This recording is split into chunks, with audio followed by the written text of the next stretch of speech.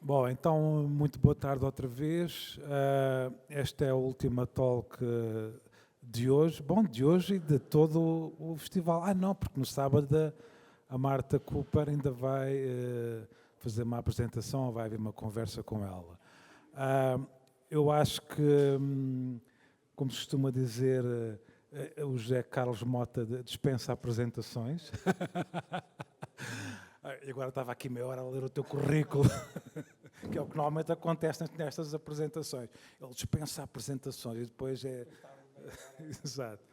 Bom, o José Carlos Mota é de Aveiro, é professor auxiliar do Departamento de Ciências Sociais, Políticas e Territoriais e tem estado envolvido em inúmeros projetos de investigação em Portugal e fora, sobre planeamento participativo de base territorial e tem vindo a dinamizar de que maneira várias iniciativas cívicas em prol das cidades e da cidadania. Eu já te disse isto várias vezes, que admiro-te imenso, porque precisamente és alguém que tem de um sentido crítico muito aprofundado e és muito lúcido nas tuas análises, mas tens uma coisa que em Portugal falta imenso, que é, ao mesmo tempo que tens essa dimensão, tens sempre uma palavra com horizonte, tens sempre uma palavra de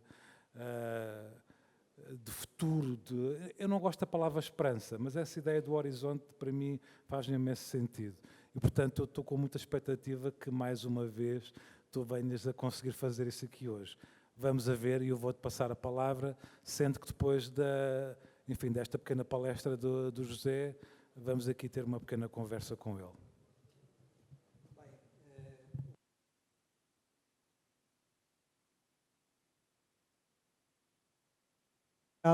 Obrigado, Vítor.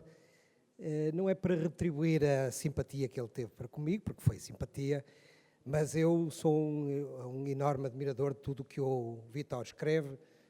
Eu dizia um bocadinho com alguma ironia, mas também alguma verdade, que as crónicas que ele escrevia ao domingo no Público eram crónicas que deviam passar naqueles altifalantes das aldeias antes das homilias das missas, porque me identifico muito com o que tu escreves e com a tua forma de pensar, e portanto obrigado por tudo o que tu tens feito e estamos, pronto, e é um prazer estar aqui contigo. Na verdade trago aqui um bocadinho uma visão, e é uma conversa um bocadinho mais ligeira, porque ao fim de 3 talks, não é? Se calhar demasiada informação, mas em primeiro lugar sempre uma palavra de agradecimento. Fico sempre muito grato com a simpatia do Vítor, da Lara, para comigo e para com as equipas com quem eu trabalho, porque na verdade trago sempre aqui histórias que não são minhas, são histórias que eu venho contar. Eu sou mais o relatador, não é? Na linguagem futebolística que estamos agora a inaugurar, o relatador de coisas que estão a acontecer no mundo e no mundo que nos está mais próximo, não é? E eu fui buscar aqui estas fotografias, estas imagens da Daniela Guerreiro, para provocar um bocadinho uma reflexão, uma interrogação, uma dúvida, porque na verdade é uma dúvida se a arte pode ou não ajudar a construir comunidade. Hoje este tema trespassou por este dia e ontem à noite, não é? Andamos um bocadinho com esta dúvida, será que a arte urbana tem este poder mágico? Esta questão de construir comunidade, o que é hoje uma comunidade, não é?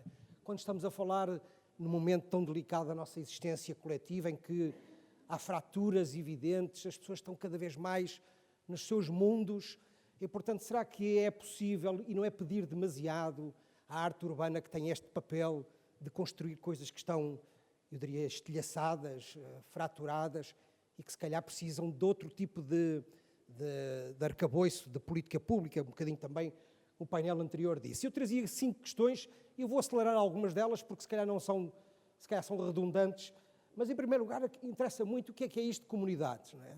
Talvez valha a pena clarificar o conceito, será que estamos sempre a falar do mesmo quando falamos de comunidades, que características é que elas possuem? E depois, porque raio precisamos de comunidades, não é? O que é que não vivemos bem, cada um no nosso mundo, no nosso cantinho, o que é que elas nos podem trazer?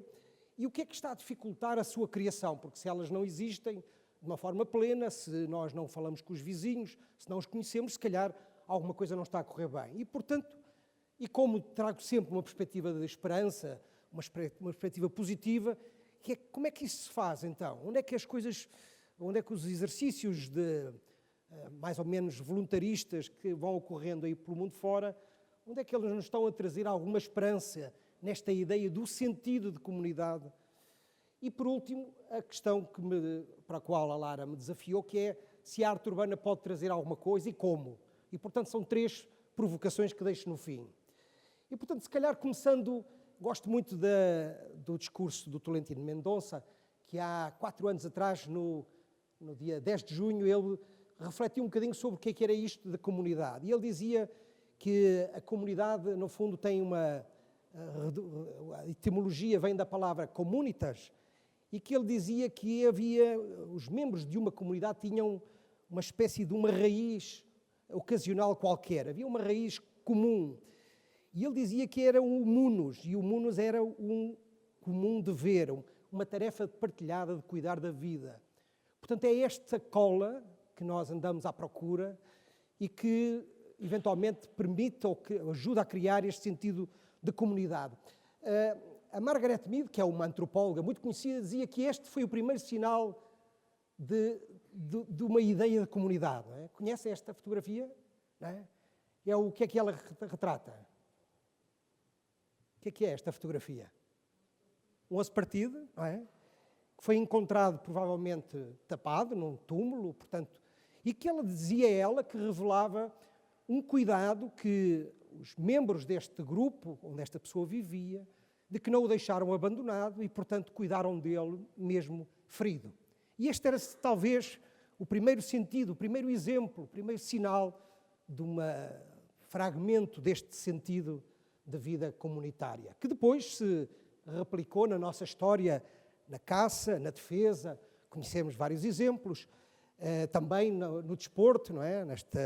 Estamos a falar de 2500 a.C., onde foi inventado este jogo maia em Chichén Itzá, não é? No México, um campo lindíssimo onde este desporto se praticava, e também em 7500 a.C., imaginem saltar Luyuk, era uma das cidades onde se identificou a primeira ocupação urbana, e uma investigadora americana descobriu que nesta cidade, através do estudo dos objetos e de onde eles estavam enterrados, que havia sinais de uma organização social. Não é? Reparem, em 7500 a.C., não é? Imaginem há quanto tempo. E o que era interessante é que não havia sinais reais de hierarquias. Portanto, era como se houvesse um sentido verdadeiro de comunhão entre os membros, os mesmos cidadãos, os mesmos habitantes. Claro que a Grécia Antiga parece-nos como uma referência, 5 séculos antes de Cristo, este monte de Atenas, onde se reuniam os cidadãos que tinham poder de votar, não eram todos os cidadãos, as mulheres, as crianças, os migrantes e os pobres não faziam parte, mas neste espaço as pessoas tinham esta capacidade de se juntar para deliberar, e a deliberação e a participação era tão exigente que as pessoas que não participassem, que faltassem, eram pintadas com uma tinta vermelha, não é? Como as que a Lara tem utilizado nestas várias curadorias. E, portanto, as pessoas eram pintadas por não participar. Portanto, era como se houvesse uma penalização.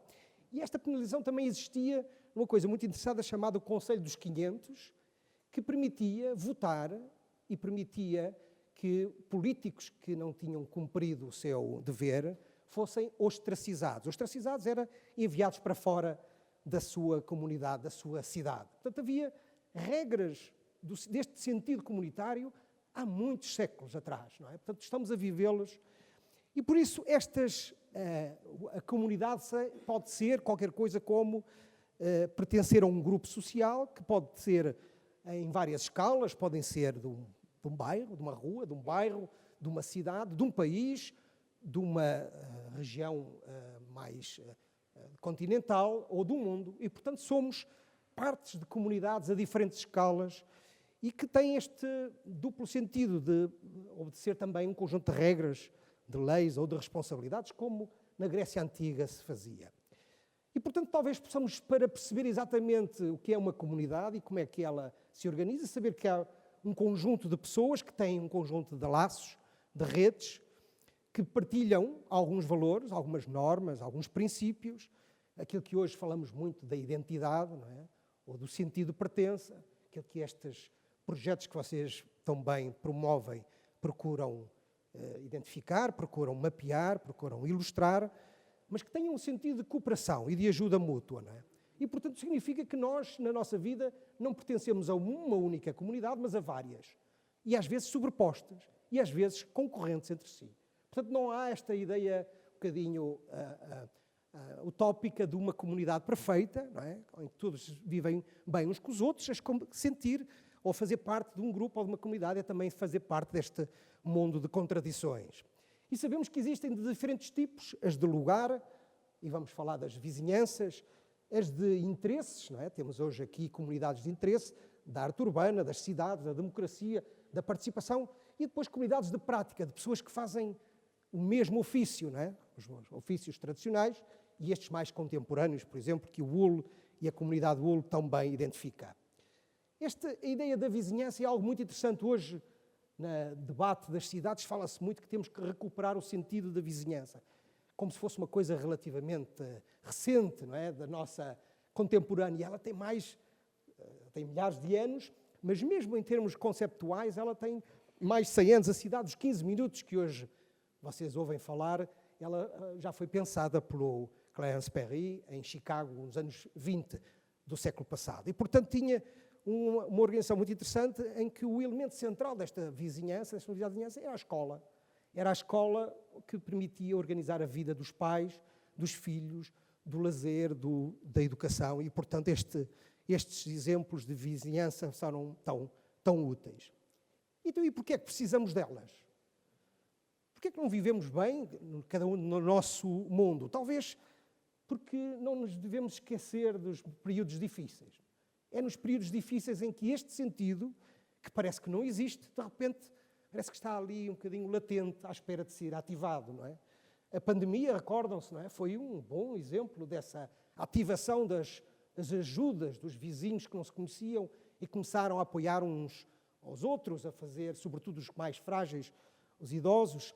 E, portanto, é como se ela tivesse sido reativada nos momentos difíceis. E é verdade, se recordarem, em Portugal, o sentido de solidariedade só acontece quando há um enorme acidente, ou uma tragédia, ou algo que nos mobiliza. Parece que, na normalidade, este sentido de solidariedade se tende a esvaziar.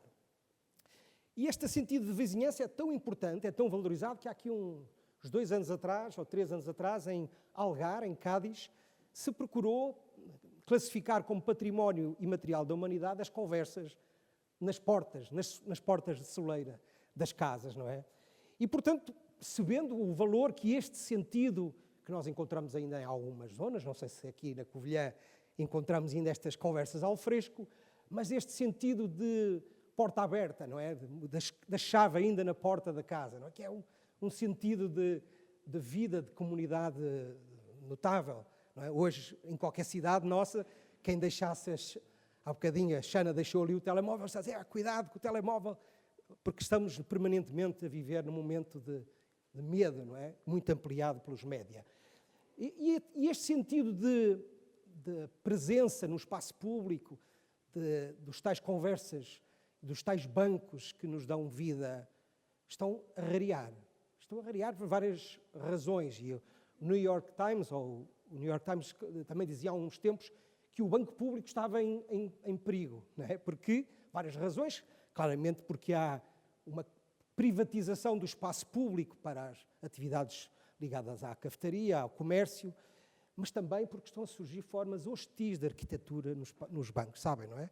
Bancos que começam, para impedir que pessoas sem abrigo possam dormir, começam a ter obstáculos violentos, não é? E, portanto, este sentido da cidade de proximidade, que gostamos tanto e que gostaríamos que ela existisse, ela está hoje muito em tensão por uma cidade da distância física, mas também da distância relacional, onde nós não lidamos, não conhecemos, não temos confiança com o que nos está mais próximos. E isto traz-nos vários problemas, não é? Problemas ambientais, problemas sociais, obviamente, também problemas económicos que temos que reinventar. E então, para que é que servem estas comunidades? Ou para que é que elas podem ser úteis? Talvez para olharmos para estes desafios complexos que temos pela frente, não é? Esta ideia da coesão, da integração de quem vem de fora, se calhar é nesta lógica de proximidade que se pode ser resolvida. Ela também foi útil como elemento de resiliência perante tragédias ou crises graves, o poder de entreajuda, mas também os saberes, não é? Como se de repente o conhecimento fosse uma coisa das academias, das elites, não é? Não houvesse conhecimento e também esta capacidade de mudança e de aprendizagem, que hoje tantos dizemos que não é possível, não é? Que as pessoas não querem mudar, quando na verdade se calhar estamos a usar os meios e os métodos desadequados. E há bocadinho o Hugo falou também de como é que se envolve e se traz as pessoas para este sentido de mudança, e os bairros periféricos de Lisboa são um bom exemplo. Claro que há várias barreiras que condicionam esta vida da comunidade, barreiras demográficas, não é? A dimensão das famílias e a natureza das famílias está muito diferente, não é? Reparem, nós tínhamos 3,7 pessoas em 1970 e hoje temos 2,5, portanto 1,2 pessoas desapareceram de cada uma das famílias. Por outro lado, temos cada vez mais pessoas a viver sós, não é? Temos quase meio milhão, mais de meio milhão de idosos a viverem sós, e sabemos que a solidão mata, verdadeiramente, não é? Contribui para aumentar os problemas de saúde e depois as consequências fatais. E por outro lado, também sabemos que hoje esta sociedade onde vivemos não é uma sociedade solidária onde as pessoas tenham um estilo de vida que lhe permitam ser solidárias, não é? Nós estamos muito abaixo das média europeia quando falamos do voluntariado ou de outras causas, atividades ligadas ao bem pelos outros. E isto tudo, se há uma razão de fundo, e já hoje aqui o Putnam foi citado, julgo por si, o Robert Putnam fala muito das bolhas e do capital social, não é? E de que como hoje cada um de nós está por esta desconfiança interpessoal, pelas dificuldades de nos darmos, mas era aqui que eu queria ir, para acelerar um pouco, nas bolhas onde vivemos, não é? As bolhas onde cada um de nós fala pelos pares que estão cultural ou social ou economicamente mais próximos. Portanto, aquilo que são os bondings, as relações de ponte fácil. Mas aquelas mais exigentes, aquelas que permitem criar outras ligações menos óbvias, elas são muito difíceis de ocorrer. E, portanto, estamos a viver num contexto de grande dificuldade para este sentido de comunidade. Ele é útil, ele é historicamente definido, mas ele não tem muitas condições para ocorrer. Mas, ainda assim, e aqui falo muito da experiência do que tem ocorrido, e trago 4 histórias para dizer que esta construção do sentido de comunidade se vai fazendo em muitas cidades. E o Vítor, nas conversas que tivemos, falava muito deste sentido de esperança. Nós temos que ir falar mais do copo meio cheio do que do copo meio vazio. O copo meio vazio já sabemos que até estará menos vazio do que meio, mas temos que mostrar o que de bem se faz. E eu não sei se viram, se acompanharam sabem o que é este evento? Sabem o que é isto? É um jantar, não é? Espaço público. Ok? Muita gente. Qual é a particularidade deste evento notável que ocorreu na Bélgica? Também. Uma comunhão inesperada entre católicos e muçulmanos, onde o Ramadão e a Páscoa se comemoravam à mesa no espaço público. Portanto, esta ideia de absolutamente improvável de duas comunidades que, do ponto de vista religioso, estão tão distantes, de repente, no espaço público, este encontro faz-se desta forma tão poderosa, não é? A pergunta é porque é que não fazemos mais isto, não é? Porque é que não provocamos mais encontros destes? E esta é a primeira história, não é nossa, mas é uma belíssima inspiração. A segunda é como é que uma comunidade pode reinventar a cidade onde vive, não é? E claro, vou falar da minha cidade, Aveiro, cidade com a qual estou a atravessar uma crise relacional, não é? Uma crise de identificação, mas que é uma cidade que tem uma coisa absolutamente espantosa, que é uma sociedade civil ávida de participação e um poder político que não gosta nada da participação. Portanto, há aqui não é? Normalmente os políticos queixam-se que os cidadãos não participam. Em Aveiro, os cidadãos queixam-se que os políticos não querem que os cidadãos participem. Enfim, esta história no bairro histórico é muito interessante porque nós temos sempre que encontrar boas desculpas para repensar a cidade onde vivemos, porque se não estamos bem, se achamos que ela não está a ser adequadamente pensada, devemos fazê-lo. Não é como os de Olinda, que naquele verso bonito de dizem vão sem mim que eu vou lá ter, não é? Este é um bocadinho o que muitos de nós fazemos. Aqui não, aqui fomos dar o exemplo e num projeto europeu, com outras universidades estrangeiras, fomos convidar os cidadãos a pensar o futuro da zona central da cidade. E, portanto, nada como pensar primeiro a visão da cidade e depois conversar com assembleias de bairro, trazer as pessoas para pensarem o que é que gostariam e, sobretudo, como é que esta ideia de futuro poderia ser materializada. Reparem como hoje, durante vários momentos, o circuito era inverso. Temos uma intervenção e vamos perguntar às pessoas o que é que querem, não é? Se calhar temos que começar a falar com as pessoas em vários momentos e a intervenção no espaço público, de arte urbana ou de outras formas de arte, vão aparecer como corolário de um processo normal do diálogo. Não é? Às vezes é bom que haja uma desculpa e esta arte urbana pode o fazer. E isto é, se calhar, uma das artes que temos que trabalhar mais, que é a arte do diálogo. De falar uns com os outros, de trazer pessoas diferentes, de perguntar o que é que gostaríamos, o que é que estamos disponíveis a fazer.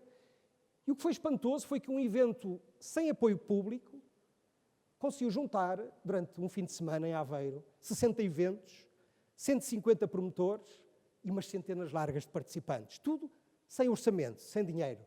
Isto não é a regra, mas isto é só para provar que quando uma comunidade se mobiliza, se organiza, reflete, torna coisas absolutamente incríveis, da transformação da cidade, do seu espaço público, a relação com o mar, coisas muito simples, como trazer as crianças para brincarem nos jardins, não é? Como elas desapareceram, às vezes com uma coisa tão simples como um baloiço pendurado numa árvore, ou como as crianças podem também repensar e desenhar a cidade e construir e reconstruir uma ponte, uma porta das muralhas antigas que já não existem, ou como o espaço público pode ser revisitado e pode ser ampliado como continuação dos negócios, como práticas de artesanato, como espaço das culturas tradicionais, como vamos aqui também daqui a bocadinho ouvir, como forma de celebrar o sentido de comunidade e o dançar na rua, ou como espaço de prática desportiva. E, portanto, reparem as diferentes organizações, as diferentes coletividades que se juntam e que celebram, que dançam no espaço público, que o transformam, às vezes, espaços absolutamente inusitados, como as caixas elétricas, não é? Que estão abandonadas. E isto é uma fotografia de um ato puramente ilegal, porque é ilegal pintar caixas que pertencem à EDP, mas isto mostra que o poder da arte, e não foi por acaso também que estes exemplos apareceram, mas esta arte, que é a arte da celebração e da festa de bairro, de rua, de um jantar absolutamente improvável, porque ele não foi planeado. O que fizemos foi colocar mesas numa rua de Aveiro e trazer coisas e as pessoas foram aparecendo. Portanto, aquilo que era o tal convívio ao fresco. Esta é a primeira história. A segunda história é a ideia da memória coletiva. Nós estamos a atravessar um momento muito intenso em que estamos sempre, todos os dias, a falar do futuro. Não é? E não sabemos o que é o futuro, e o futuro é tão improvável e tão incerto, mas talvez valha a pena, antes de falar do futuro, perceber o que é que trazemos do passado, o que é o valor da memória coletiva. E numa outra comunidade, mais a norte, na Maia, num processo participativo de um plano diretor municipal, que é um instrumento codificado, muito complexo, mais uma vez fizemos aquilo que é o primeiro passo de qualquer exercício de construção, que é falar com as pessoas, compreender o que elas têm para contar, mas, sobretudo, desafiá-las a trazerem alguma coisa. E alguma coisa é o que é que elas têm ou tiveram da sua vida de infância, na relação com a cidade, com o espaço público que lhes deu, que as marcou. E coisas muito distintas, como brincar no espaço público, não é? Quantos de vocês brincaram na rua? Aqui, levantem o braço. Ok? Todos, não é? Todos nós brincámos. Quantos dos vossos filhos brincaram na rua? Ou brincam na rua? Ok? Mais? Mas esta amostra não é de todo a amostra representativa, porque hoje o espaço público não é esse. Mas a fotografia teve um poder. Estas fotografias começaram a ajudar a contar histórias e contar narrativas sobre a Maia, e narrativas que ganharam forma de mapas, já lá vamos, que foram para os centros comerciais, que foram para exposições, que foram para eventos culturais no museu, que ajudaram a construir, mais tarde, um museu virtual dessas memórias. E estes mapas são mapas particulares, porque não são das memórias simbólicas, das memórias extraordinárias, das descobertas, não. São as memórias do cotidiano das pessoas, não é? E que, pelo desenho do Gil Moreira, foram representadas e recolhidas em texto e com a forma do diálogo que foi gerado. Estes processos foram tão intensos que foram mais de 1.500 pessoas que tiveram a participar, mas tive um efeito traumático. Porquê? Porque num dos eventos, em Folgosa, o Sr. Virgílio, que era o homem mais importante da Terra, era o homem que tinha estado durante a sessão toda a contar as suas histórias, que tinha ansiado por aquele dia como um marco da sua vida, porque era um homem profundamente ligado à Terra, morreu durante a sessão participativa. Faleceu durante a sessão. E para nós aquele momento foi uma tragédia, para nós, para as filhas. As filhas estavam naquela sala. Imaginem o que é um exercício como este, ter este epílogo. Sabem o que é que aconteceu? As filhas do Sr. Virgílio, no funeral onde nós estivemos, disseram-nos uma coisa muito interessante e que nos marcou para até hoje. Foi que estavam devastadas, mas que o pai delas morreu a fazer aquilo que mais gostava. E, portanto, estavam gratas pela oportunidade que ele tinha tido nos últimos momentos da sua vida. Repare, isto é uma coisa de uma intensidade inimaginável.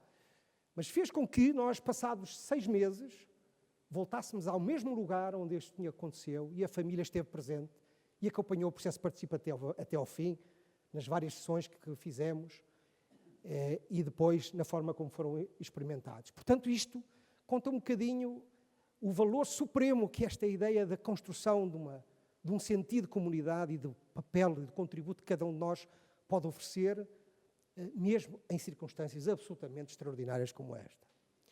A última história fala de uma comunidade que não tem direitos. É uma comunidade única em Portugal, que não tem acesso. São a comunidade dos ciganos. Os ciganos são a comunidade mais pobre, mais de 95% vivem abaixo de um limiar da pobreza. E num projeto que fomos trabalhar na Maia, se calhar fomos identificar a comunidade onde este sentido de pertença, não é? De vivência do espaço público, é mais profundo. Não é? Nenhum de nós tem hoje uma vida de rua tão forte como tem esta comunidade, naturalmente com todos os problemas associados. E percebemos, no trabalho que fizemos, que é uma comunidade que sofria de enormíssimos problemas estruturais graves, para além da pobreza, problemas de saúde, problemas educativos, as crianças não vão à escola ou não iam à escola, os jovens não sabiam ler nem escrever, e depois o lixo que se acumulava em todo o bairro. E esta comunidade foi desafiada não a receber apoios públicos ou a receber ajudas para as quais eles eram receptores passivos, mas serem protagonistas de um princípio de mudança, que não começou aqui neste projeto, mas que este projeto acelerou nesta fase. E o que aconteceu foi, convidámos para recolher o lixo. E esta comunidade juntou-se para, neste dia, num sábado, com o apoio da Universidade de Aveiro e com o apoio da Câmara, e recolher o lixo. Quando chegamos, depois de várias semanas de trabalho, esta foi uma coisa que aconteceu, e nós víamos todas as segundas-feiras ao bairro. E, portanto, éramos conhecidos como os senhores das segundas-feiras. E neste sábado, os senhores das segundas-feiras chegaram lá e, por surpresa, viram que o lixo estava recolhido. E então perguntámos no fim do dia, depois de todo o trabalho, o que é que tinha acontecido.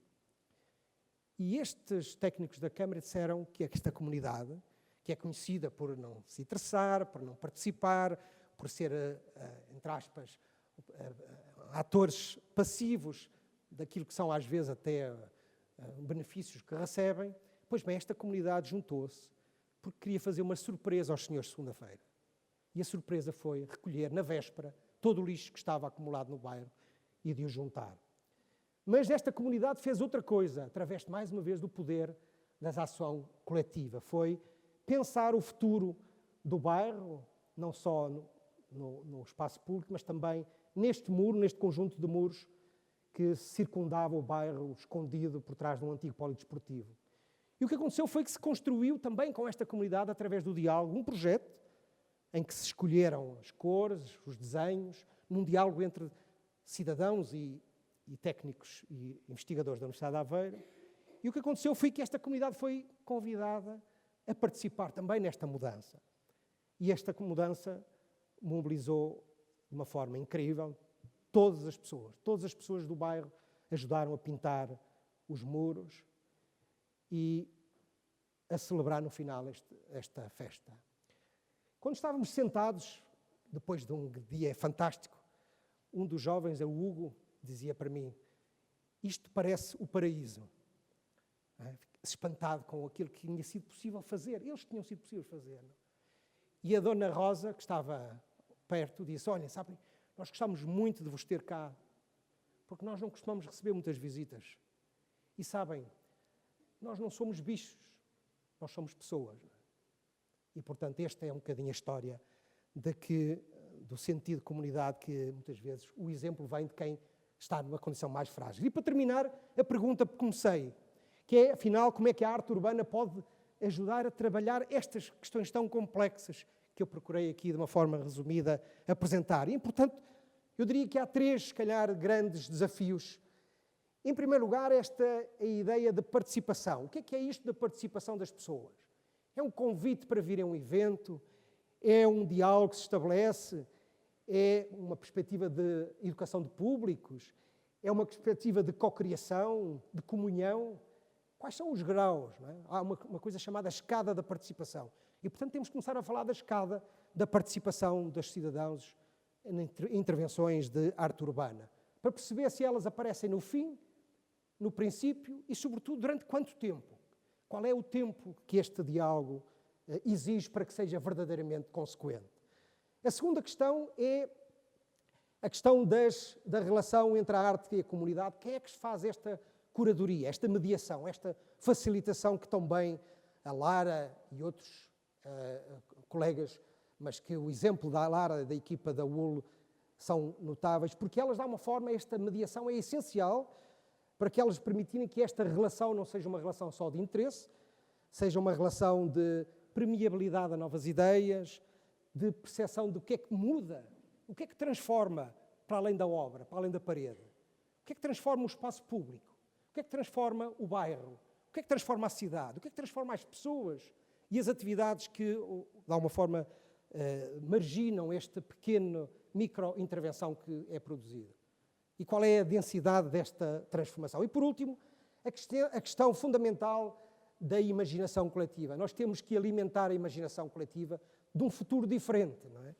Esta questão do TINA, não é? Da comunidade, esta ideia de que não há alternativa, vivemos durante muitos anos sobre isto, e, portanto, temos que alimentar a capacidade de sonhar um mundo diferente. E a arte urbana aqui tem um poder fundamental de nos transportar e de utilizar estas ferramentas, estas técnicas, para pensarmos um mundo melhor. Muito obrigado.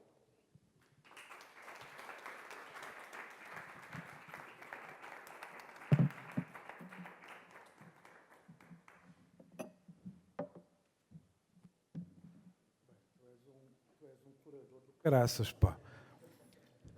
Impressionante. Eu estava a ver que tu não ias chegar ao último, ou seja, a tua pergunta inicial, que não ia respondê-la, o que ia ser uma provocação muito bonita, eu acho, porque é como se tu estivesses a dizer ao longo da tua comunicação que, na verdade, a arte urbana, claro que é importante, é apenas um pretexto para, mas que há muitas outras formas de lidar com a realidade e de a transformar. Eu concordo contigo, evidentemente. Ao mesmo tempo, estava a pensar que, Lara, isto é para ti, sinto falta neste dia dos artistas.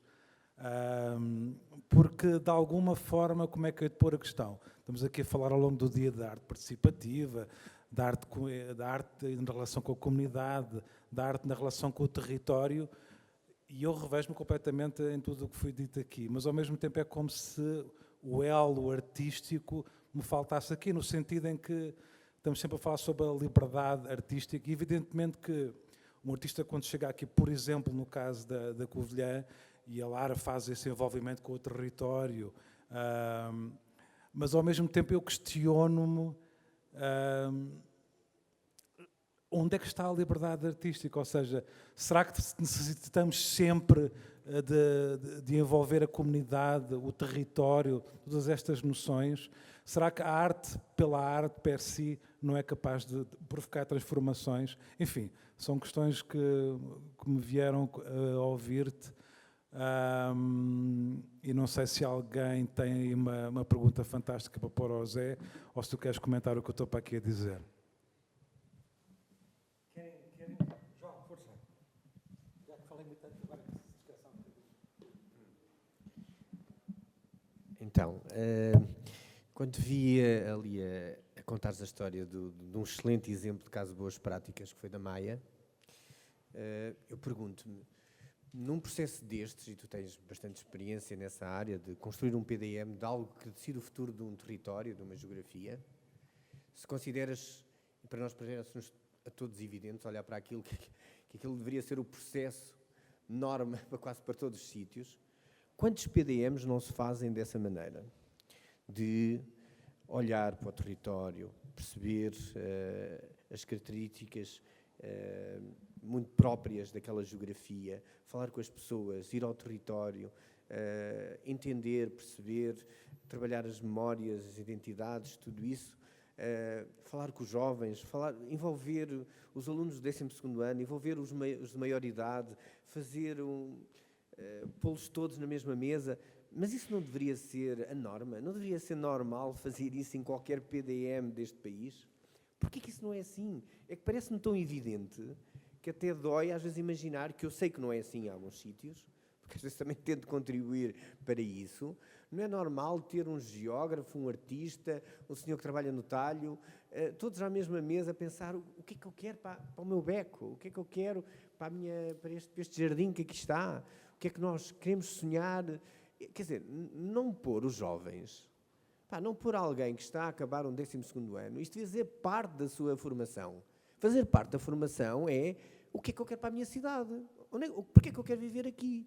Então, mas porquê é que isso não é normal acontecer, pergunto-te eu. Tu que tens outras experiências de outros territórios fora de Portugal, em que ponto é que nós estamos relativamente a isso? À questão da falta de planeamento. Por isso tu estás zangado com a Aveiro, não é? Bem, começando pela questão do Vitório, eu também sinto falta aqui para já nesta reflexão do olhar e da opinião do artista, não é? Do artista, um bocadinho, os que estiveram ontem connosco, que estivessem aqui também para refletirem um bocadinho sobre como é que interpretam, como é que sentem quais são os territórios, ou qual é o espaço de cada um, não é? Porque não pode haver... Nós dizemos também na participação que os cidadãos não são projetistas. Os cidadãos têm o dever de refletir valores, princípios, necessidades, sonhos, mas quem pinta, quem desenha é o artista, ou é o arquiteto, ou o engenheiro. E nós não somos, e muitas vezes existem, aliás, em Lisboa, no Martim Muniz, houve um concurso de ideias para cidadãos, que eu achei um absurdo, porque os cidadãos não são projetistas e não é a sua função, não significa que muitos deles não tenham a capacidade de o fazer, mas é um desvirtuar de papéis, que é colocá-los com essa ónus de responsabilidade de serem projetistas do seu espaço, quando eles são utentes e são, no certo sentido, donos, entre aspas, deste espaço, ou, portanto, têm essa função e é nessa qualidade que se devem pronunciar, porque é esta qualidade que falta aos responsáveis técnicos e políticos. E, portanto, eu concordo contigo da necessidade de clarificar as águas, não é? Até onde é que cada um pode ir. Dizendo, João, nós não temos uma cultura participativa, mas isto A boa notícia é que ela não resulta, e eu digo isto na brincadeira, porque não há nenhum problema genético com os portugueses. Portanto, a boa notícia que saímos daqui é que nós não temos, desde aquela do Paleolítico, não houve nenhuma alteração genética que prove que os portugueses tenham menos capacidade de participar. Não há. Essa é a boa notícia. Portanto, o que existe é maus ou bons processos participativos. Nos bons, como os que a Lara aqui faz, ou como os que foram aqui apresentados, os do Hugo, claro, não há coisas perfeitas, mas há bocadinho alguém dizia, mas se correr mal.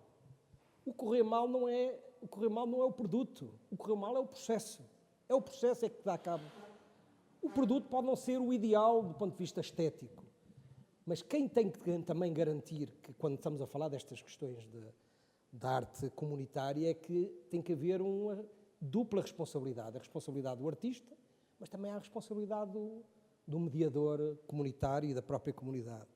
Portanto, não há problema nenhum genético. O que há é que nós temos que ter mais autarcas, como o José aqui na Covilhã, como o Mário Nuno Neves na Maia, como o Zé Manuel Ribeiro em Valongo, como a Luísa Salgueiro em Matosinhos, e como outros autarcas com os quais temos trabalhado, e estou a falar de cores políticas diferentes, a dizer que há autarcas que têm coragem, não têm medo, não têm receio. Claro que isto o José sabe isto é, mas a arte da política também é saber gerir coisas às vezes chatas, porque senão qualquer um pode ir para a política. A política é ter pessoas com coragem, e portanto Aveiro a mim choca-me. Porquê? Porque temos um político com coragem, mas não para fazer as coisas que custam ou que são difíceis para os menos poderosos. Não é? E ser forte com os fracos, para mim, não tem valor. Bom, eu aqui, a minha questão, ou eventualmente a minha troca de experiências, eu sou um defensor acérrimo de processos participativos. Acho que o cidadão tem que, efetivamente, ter cada vez mais espaço em poder participar. A verdade é que temos tido aqui alguns processos locais, uns que correram, efetivamente, muito mal. Fomos os primeiros a avançar com o orçamento participativo e tivemos aqui processos de fraude e, portanto, acabou por ter sido uma muito má experiência que nos deixou, de certa forma, traumatizados. Não desistimos, continuámos a ir à procura da opinião, continuámos a ir a questionar o cidadão, criámos conselhos municipais, convidámos as pessoas a participar, e aquilo que eu sinto, e portanto isto é claramente, e se calhar estamos a fazer as coisas mal, e digo isto com toda a frontalidade, aquilo que eu sinto é que esses momentos acabam por não ser de participação ou eventualmente de auscultação ou de querermos, mas sim quase, as pessoas pensam que nós as convidamos para nos validarem aquilo que nós estamos a fazer. E não é isso que nós queremos. Aliás, eu já uma vez no Conselho Municipal disse, meus senhores, eu levei-lhes um espaço que estava absolutamente destruído, devoluto da nossa cidade, e disse assim, o que é que vocês acham que aqui podia nascer? E a verdade é que, se calhar, faltam-me algumas ferramentas, alguns conhecimentos técnicos. Não sei se, eventualmente, a entidade, a autarquia, será o melhor interlocutor nestes processos. É algo que me questiono e depois, ainda para mais de ver os exemplos que nos trouxe, que ainda me questiono mais, se não teremos que ter estruturas, outras estruturas que não as câmaras municipais ou que não a Câmara para liderar este tipo de processos participativos, porque talvez a Câmara iniba, eventualmente, ou a figura do vereador ou a figura do político possa inibir o cidadão de dar de forma sincera e frontal a sua opinião, e acabamos por ter o feedback que foi muito de validação quase das escolhas ou das questões que nós fazíamos. Então, acham que isto faz sentido? Faz. Então, e não era isso que nós queríamos a coisa completamente ao contrário.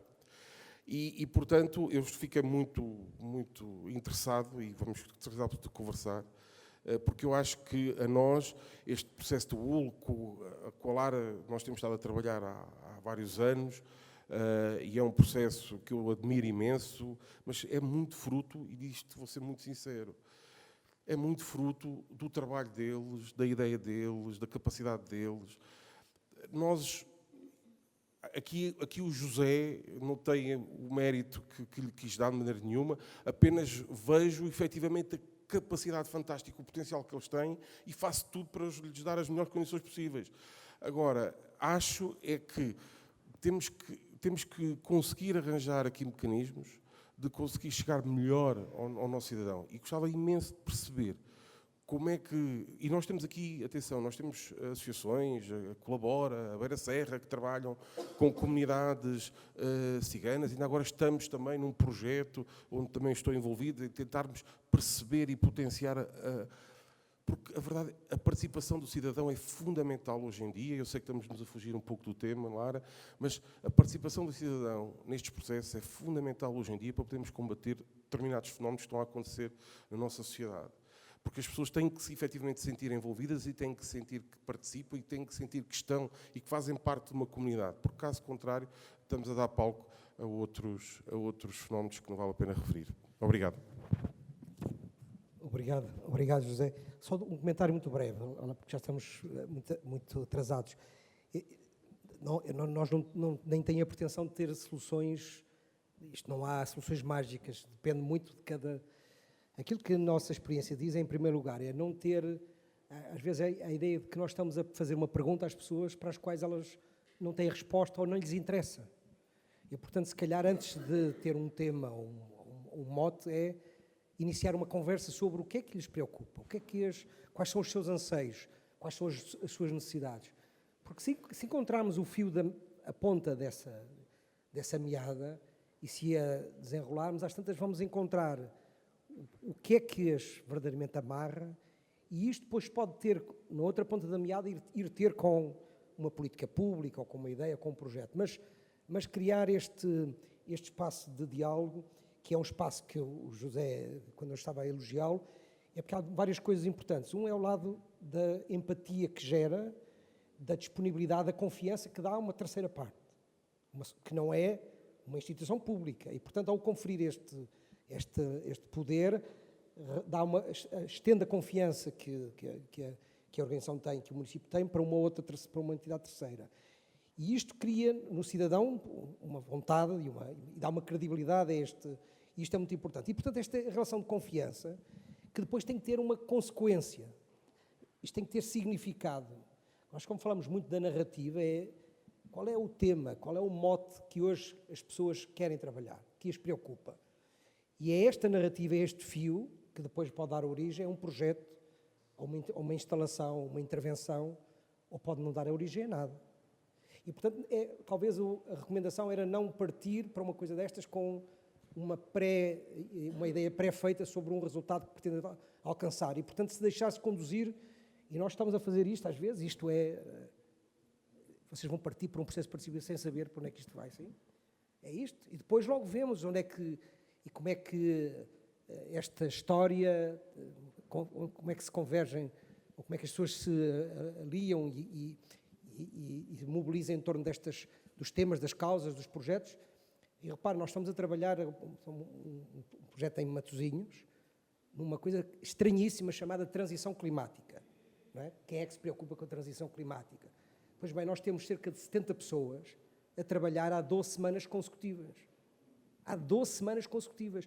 Todas as quartas-feiras. Sol a sol. É incrível, as pessoas estão... Porquê? Porque não fomos nós que sugerimos os projetos, as ideias. As pessoas é que disseram o que é que eu estou disponível para fazer para agir sobre este tema. Seja na alimentação, ou na mobilidade, ou na energia, ou no consumo não alimentar. E elas é que identificaram as propostas, foram elas que mobilizaram os colaboradores, e neste momento temos cerca de 12 projetos que vão festejar daqui de hoje a um mês um festival climático feito por cidadãos. Repare, nós não fazíamos a mínima ideia. Há 2 meses atrás não existia nada. Zero. Portanto, é um bocadinho esta coisa de nos deixar conduzir e esperar que isto conduza a um lugar feliz. Olha, agora desviando um bocadinho do que estás a dizer e de alguma forma do que foi anunciado agora nos últimos minutos, mas tem a ver com qualquer coisa que nós aflorámos ontem à volta de um copo de tinto ontem à noite. Eu dizia-te que no último ano tinha tido, no último ano, nos últimos 20 anos da minha vida, mas no último ano, por razões particulares, tinha andado aí muito pelo país, em acontecimentos um bocadinho como este, enfim, onde as questões da arte, da relação com o território, as questões ambientais, inclusive, estão sempre mais ou menos presentes, e tinha sentido que há tantos exemplos de excelentes práticas que não chegam a Lisboa e ao Porto, aos grandes centros urbanos, às pessoas que têm o poder, e mais do que isso, eu senti que havia uma série de atores, muitos deles isolados, precisamente, porque não têm muitas vezes muitos apoios, e nem sabem muitas vezes comunicar em rede com estes outros atores que de alguma forma detêm projetos mais ou menos semelhantes. Eu sentia que essa ideia de um Portugal contemporâneo, para mim, estava a emergir muito mais nesse tipo de acontecimentos do que nos matos da vida em Lisboa e por aí fora. Isso é um ponto, queria comentar isso. E por outro lado, já se falou, inclusive na conversa anterior, muito sobre o que é que fica nestes eventos, seja do ponto de vista económico, do turismo, enfim, todos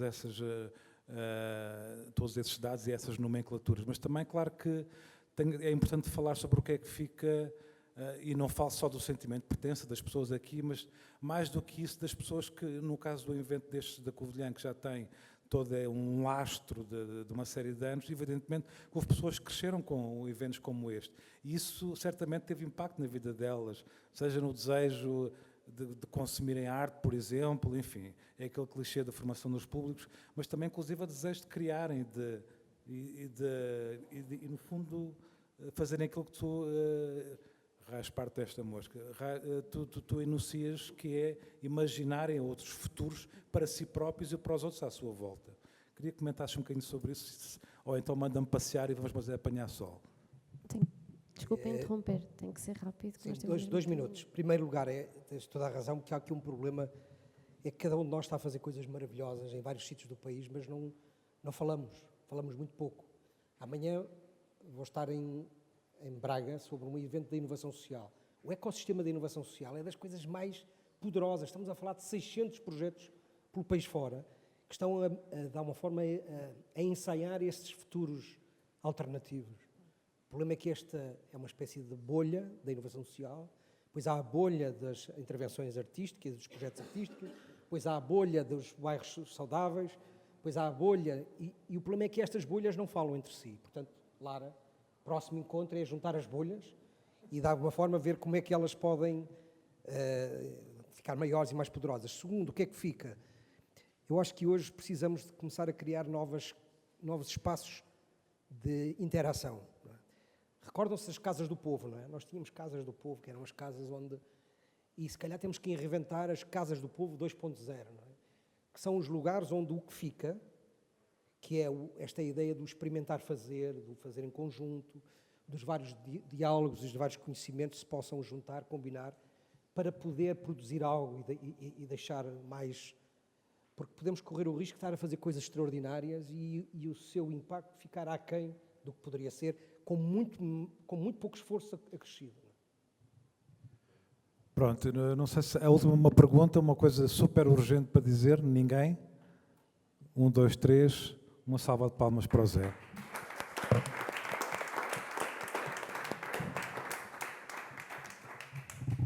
E agora encontrávamos-nos ali em cima para seguirmos então em visita, que vai ser curtinha, para então depois nos juntarmos no Mirador das Portas do Sol, onde vamos ouvir os comentários finais desta nossa conferência, que não acontecem aqui, acontecem num sítio especial. Portanto, sigam-me